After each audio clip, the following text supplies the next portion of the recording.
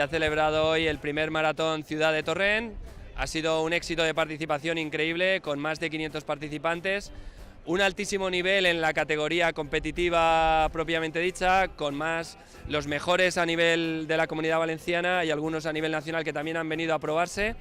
Y el éxito ha sido finalmente para Iván Díaz Bug, del Mondraker Cool Bikes, seguido por Ademol y el fantástico Xavi Borràs, que han dado un espectáculo en unas condiciones durísimas, de lluvia, granizo, rachas de viento fortísimas, que han superado ellos y el resto de los más de 500 participantes, que a estas horas todavía siguen luchando para acabar la prueba y sentirse muy orgullosos. Así que enhorabuena a todos, chicos y chicas, ha sido esto una prueba de superación personal. Me llamo José Francisco y corro para el equipo de Speedbike de Torrente. Y nada, la carrera pues muy divertida, me ha gustado mucho, muy ratonera, con unas bajadas con trialeras muy rápidas. Y nada, en general muy bien, un 10.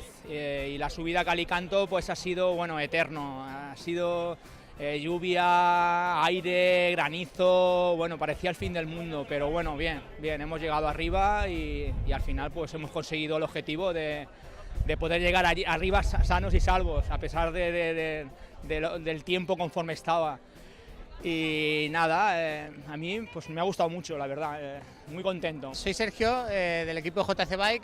Hemos organizado una marcha Open Maratón, ¿vale?, de la Comunidad Valenciana, y además marcha para que todos puedan disfrutar de un día de bicicleta. Y nada, las condiciones atmosféricas han sido un poco raras, ha hecho mucho aire, pero bueno, al final todo bien y muy contentos, y esperemos que esto se instaure aquí en Torrent y pueda ser un futuro.